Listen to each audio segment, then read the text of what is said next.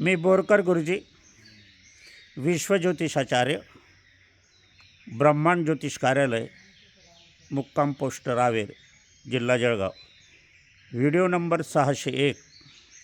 आपण संगमनेरहून आलो. नाशिक मुक्कामहून संगमनेर घेतलं आणि संगमनेरपासून 25 किलोमीटर अंतरावर आपण इथे आलेलो आहे. या गावाचं वैशिष्ट्य म्हणजे हे गाव नाही आहे, इथे 500 वर्षापूर्वीचे वड आहे, वटवृक्ष आहे. या वटवृक्षाची माहिती घेण्यासाठी आपण आलेलो आहोत. आता संगमनेरपासून आपण जाताना या ठिकाणी आपण जर बघितलं तर संगमनेरचं बस स्टँड घ्यायचं आणि बस स्टँड घेतल्यानंतर दिल्ली नाका लागतो. दिल्ली नाका घ्यायचं, दिल्ली नाक्यावरून पुणा रोडला यायचं आणि पुणा रोडला आल्यावरून खाणगाव फाटा लागतो एक. खाणगाव फाट्यावरून खाणगाव महादेवाचं, खंडेश्वराचं दर्शन घ्यायचं. सुंदर मंदिर आहे आणि या मंदिराचं वैशिष्ट्य म्हणजे या महादेवाच्या लिंगामध्ये ब्रह्मा, विष्णू, महेश 3 लिंग आहे. हे जगामधलं एकमेव आहे असं सांगितलं जातं. इथे खालची जी पाळी आहे ती दगडी आहे, पाषाणाची, आणि 3 लिंग जे दाखवलेले आहे ते तांबे धातूचे दाखवलेले आहे. अतिशय उत्कृष्ट ठिकाण आहे. आपण डबा पार्टी, घरचं अन्न खायला, इथे बसण्याला, थोडी विश्रांती घ्यायला पण उत्तम जागा आहे. त्यानंतर आपण निमसला यायचं. निमस गाव साधारण आहे. त्यानंतर धांदळ फाटा लागतो.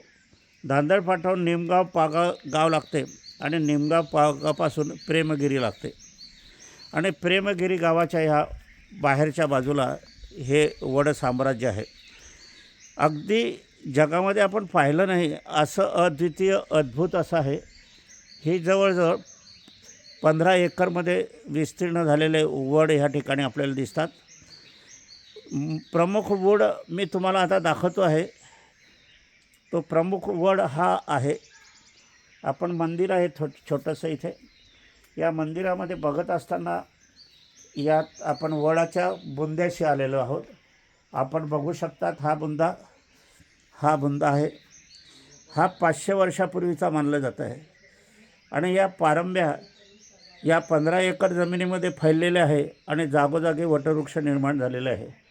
वटवृक्ष हा अतिभव्य आणि आहे. वटवृक्षाशिवाय इतर झाडं इथे दिसत नाही. हा जो आपण बघत आहोत हा 500 वर्षापूर्वीचं हे खोड आहे, बुद्ध आहे आणि या ठिकाणीच आपण नमन करतो. असं असताना या ठिकाणी अजून याला लागून एक दुसरा निघालेला आहे पारंब्यापासून. हा तो आहे. अजून या ठिकाणी दुसरा हा या ठिकाणी निघालेला आहे, तो हा आहे.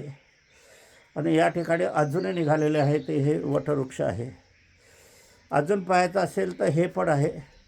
असे हे जवळजवळ 15 एकरमध्ये पसरलेले आहे. याची आख्यायिका आपल्याला पाहायला असेल तर या आख्यायिका आपण बघणार आहोत. आख्यायिका बघत असताना याच ठिकाणी आपण हे मंदिर आपल्याला पाहायला मिळते. हे मंदिर आपण बघू शकतात या ठिकाणी. या ठिकाणी मंदिर बघत असताना इथे इतरही मंदिर आहे.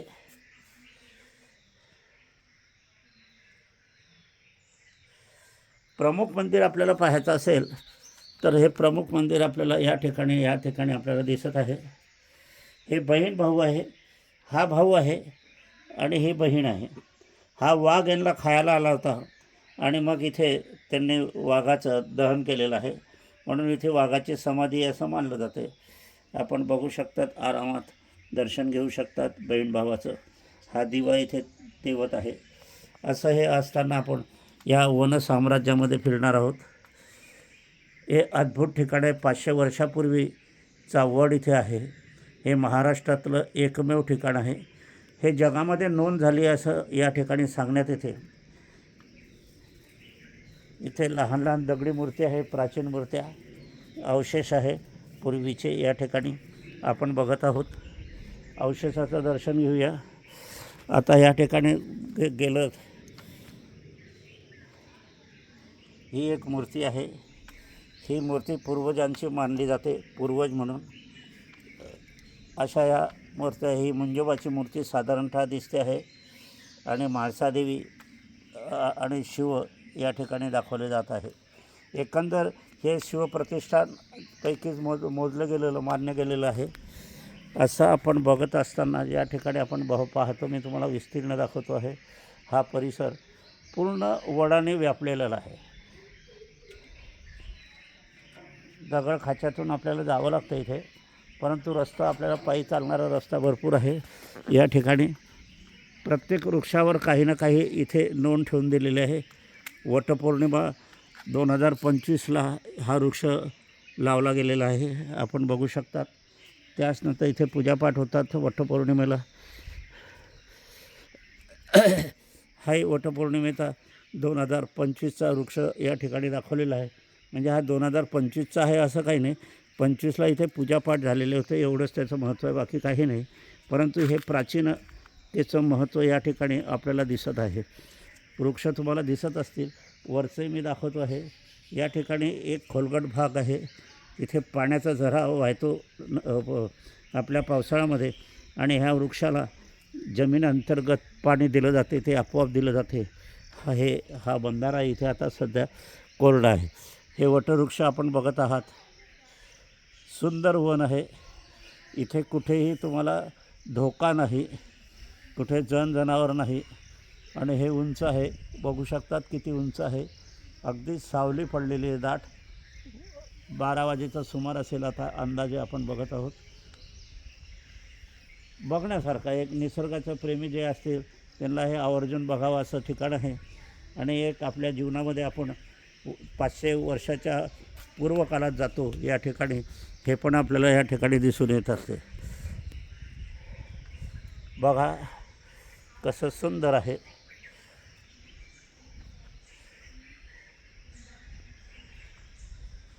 वरतूनही दाखवतो आहे मी. बघा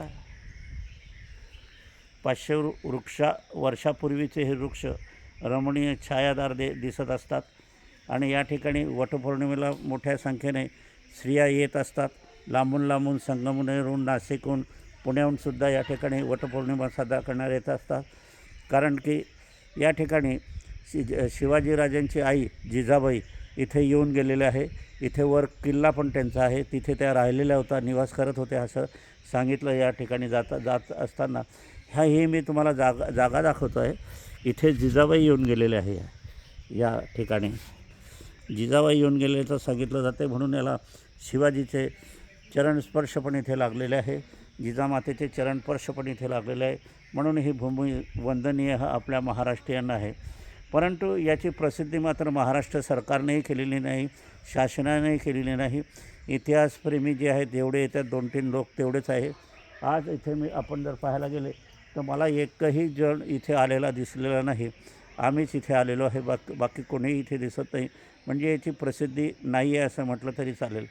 ही प्रसिद्धी व्हायला पाहिजे. अत्यंत उत्कृष्ट असं हे स्थळ आहे आणि बघण्यासारखं स्थळ आहे. ज्यांना निसर्गाची आवड आहे, तुम्ही महाबळेश्वर, लोणावळ्याला जातात, त्यापेक्षा अति उत्कृष्ट आणि प्राचीनतेचा वारसा लाभलेलं हे स्थळ आहे, म्हणून याला महत्त्व आहे. आणि वटवृक्ष म्हणजे अक्षय वृक्ष मानला जातो. पिंपळ आणि वटवृक्ष हे 2 प्राणवायू देणारे वृक्ष आहे, म्हणून याचं महत्त्व अधिक आहे. आपण हे बघायला पाहिजे आणि या ठिकाणी आपण अवश्य या असं मला आवर्जून सांगावं असं वाटते. आणि बघा, मी आता गोलगोल फिरतो आहो आणि गोलगोल कॅमेरा फिरत असताना तुम्हाला हे वडाची झाडं तुम्हाला दिसत आहे. आपण अजूनही पुढे जाण्याचा प्रयत्न करूया, कारण इथे तसं काही रस्त्याची सोय शासनानं केलेली नाही आहे आणि आपल्यासारखे धडपडणारे लोक तेवढे पाहतात. आता श्वास दबलेल्या अवस्थेत आहे, कारण हे सरकारचा आशीर्वाद आहे. या ठिकाणी इथे जर चांगले रस्ते असले, हे असले तर भरपूर चांगलं झालं असतं, पण शासनाचं याकडे लक्ष नाही आहे. ते रस्ते शहराच्या रस्त्याकडे लक्ष आहे, बाकी काही नाही. आपण पाहिलं तर समृद्धी मार्ग आहे, समृद्धी मार्ग इकडे आणायला काय झालं? रस्ते इकडे कराल का काय झालं? इतिहासप्रेमाचं इकडे लक्ष घालायला काय झालं? पण सरकारला इथे टोल नाका बसवायचं होणार नाही, म्हणून टोल नाका म्हणून समृद्धी रस्ते असं म्हणायला हरकत नाही. टोल वसुलीसाठी रस्ते, सुविधासाठी रस्ते नाही. 2 किलोमीटर 2 रुपये किलोमीटरप्रमाणे टोल नाके वसूल केले जात आहे असा अंदाज बांधला जातो आहे. असू द्या, सरकार आपलं आहे,